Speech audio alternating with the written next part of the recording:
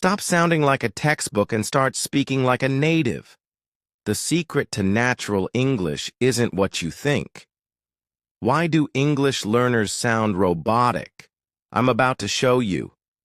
If you want to speak English naturally, forget everything your textbook taught you. 3 words that will transform your English forever. Script. Have you ever been in a situation where you know exactly what you want to say in English? Your grammar is perfect, your vocabulary is extensive, but somehow when you speak, people immediately know you're not a native speaker? Or maybe you've noticed that despite years of studying English, your speech still sounds formal, robotic, or unnatural compared to the English you hear in movies, podcasts, or casual conversations with native speakers. Today, I'm going to completely revolutionize the way you think about speaking English naturally. We're going to dive deep into the secrets that language schools don't teach you, the techniques that textbooks ignore, and the real strategies that will transform your English from textbook perfect to naturally fluent. But first, let me ask you something. When you learned to ride a bicycle, did you start by memorizing the physics of balance, the mechanics of pedaling, and the aerodynamics of wheel rotation? Of course not. You got on the bike, wobbled around, fell a few times, and eventually your body learned to balance naturally. Speaking English fluently works exactly the same way, but unfortunately, most English learning approaches treat it like a physics class rather than a natural skill. The biggest mistake English learners make is focusing too much on accuracy and not enough on naturalness. They spend countless hours perfecting grammar rules, memorizing vocabulary lists, and practicing pronunciation in isolation, but they never learn how English actually sounds when it flows naturally from a native speaker's mouth. Let me share a story that perfectly illustrates this point. I once had a student named Maria who had been studying English for 12 years. She could write essays that would impress university professors. She knew grammar rules that even some native speakers couldn't explain, and her vocabulary was more extensive than many people I know. But when she spoke, everyone immediately knew she wasn't a native speaker. Why? Because she was speaking English like she was reciting a grammar book instead of having a natural conversation. The transformation happened when we stopped focusing on perfection and started focusing on natural flow. Within just 3 months, people began asking her which part of America she was from. The secret wasn't learning more grammar or more vocabulary. It was learning to speak English the way native speakers actually speak it. So what exactly makes English sound natural? There are several key elements that work together to create that effortless, native-like flow that you hear in casual conversations. The first element is rhythm and stress patterns. Natural English has a very specific musical quality to it. It's not like some languages where each syllable gets equal emphasis. English is a stress-timed language, which means that stressed syllables occur at regular intervals, and unstressed syllables are squeezed in between them. Think of it like a drum beat. The stressed syllables are the beats, and everything else fills in the gaps. When you say, "I'm going to the store to buy some groceries," native speakers don't give equal weight to every word. Instead, they stress the important content words. "I'm going to the store to buy some groceries." The little words like to, the, and some get reduced and compressed between the stressed words. This creates a natural rhythm that makes English flow smoothly. But here's where it gets interesting. Many English learners try to pronounce every word clearly and distinctly, which actually makes them sound less natural, not more. It's like trying to play jazz music by hitting every note with equal force. It completely destroys the natural flow and rhythm that makes the music beautiful.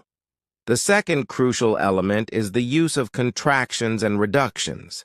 Native speakers are incredibly efficient with their speech. We naturally compress and reduce words whenever possible because it allows us to communicate more quickly and effortlessly. I am becomes I'm. You are becomes your, cannot becomes can't, and would not becomes wouldn't. But it goes much deeper than just basic contractions. In natural, casual English, going to becomes gonna, want to becomes wanna, have to becomes hafta, and out of becomes outa. These aren't mistakes or signs of lazy speech. They're natural features of how English works in real conversation. Many English learners resist using these reductions because they think it makes their English sound sloppy or incorrect. This is actually backwards thinking. When you avoid these natural reductions, you sound overly formal and artificial, like you're giving a presentation rather than having a conversation. The third element that creates natural English is connected speech. In fluent English, words don't exist as separate islands. They flow together like water. The end of one word connects to the beginning of the next word, creating smooth transitions that make speech sound effortless. For example, what, are you doing? In natural speech becomes, what you doing? The sounds blend together so smoothly that it almost sounds like one long word instead of 4 separate words. Did you eat yet? Becomes, did ya eat yet? I'll talk to you later becomes, I'll talk cha later. This connected speech is one of the biggest reasons why English learners often struggle to understand native speakers, even when they know all the individual words. They're listening for separate, distinct words, but native speakers are producing connected, flowing speech where word boundaries become blurred.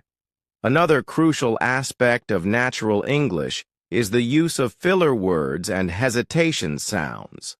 Now, I know what you're thinking. Why would you want to add ums and uhs to your speech? Isn't that bad English? Actually, appropriate use of fillers makes your speech sound more natural and gives you time to think while maintaining the flow of conversation. Native speakers use fillers like like, I mean, and well constantly in casual conversation. These aren't signs of poor English. They're natural features that serve important functions. They signal that you're thinking, they maintain your turn in the conversation, and they make your speech sound spontaneous, rather than rehearsed. But here's the key. These fillers need to sound natural, not forced. When English learners deliberately add and to their speech, it often sounds artificial because they're not using them the way native speakers do. The secret is to let them emerge naturally as you're formulating your thoughts. Intonation. Patterns also play a massive role in natural-sounding English. The melody of your speech, how your voice rises and falls, carries enormous amounts of meaning. The same sentence can express completely different emotions or intentions just by changing the intonation pattern. For instance, you're coming to the party. With rising intonation becomes a question, even without changing the word order. You're coming to the party? With falling intonation, it becomes a statement of fact. With a specific rise-fall pattern, it can express surprise, doubt, excitement, or sarcasm. Many English learners use intonation patterns from their native language, which can make their English sound monotonous or convey unintended meanings. Learning. Natural English intonation patterns is like learning the emotional language that sits on top of the words themselves. Now let's talk about something that might surprise you: the power of imperfection. Natural English is beautifully imperfect. Native speakers false start, change direction mid-sentence, use incomplete sentences, and make small errors all the time. This isn't bad English. This is real English. When English learners try to speak perfectly all the time, they often end up sounding stilted and artificial. They pause for long periods to construct perfect sentences. They avoid saying anything unless they're certain it's grammatically correct, and they miss the natural spontaneity that makes conversation engaging.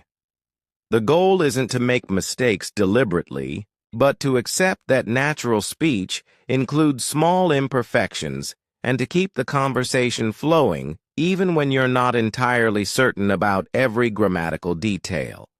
Let me give you some practical strategies for developing more natural English. First, change your listening habits.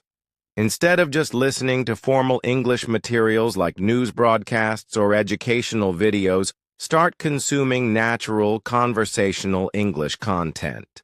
Watch reality TV shows, listen to casual podcasts, eavesdrop on conversations in coffee shops. Expose yourself to how English really sounds in natural settings. Second, practice chunking instead of individual words. Don't practice saying going to. Practice saying entire phrases like, I'm going to go to the store, or we're going to have dinner later. Train your mouth to produce natural chunks of language instead of carefully constructed individual words. Third, record yourself having imaginary conversations. Don't read scripts or practice formal speeches. Have spontaneous conversations with yourself about everyday topics. This helps you develop the natural flow and spontaneity that characterizes native speech. Fourth, focus on one element at a time. Don't try to improve rhythm, contractions, connected speech, and intonation all simultaneously. Pick one aspect and focus on it for a week or two until it starts to feel natural, then move on to the next element.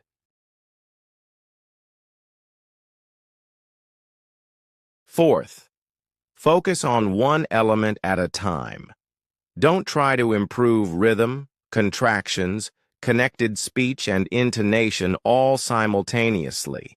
Pick one aspect and focus on it for a week or two until it starts to feel natural, then move on to the next element. Fifth, embrace the mindset of a native speaker.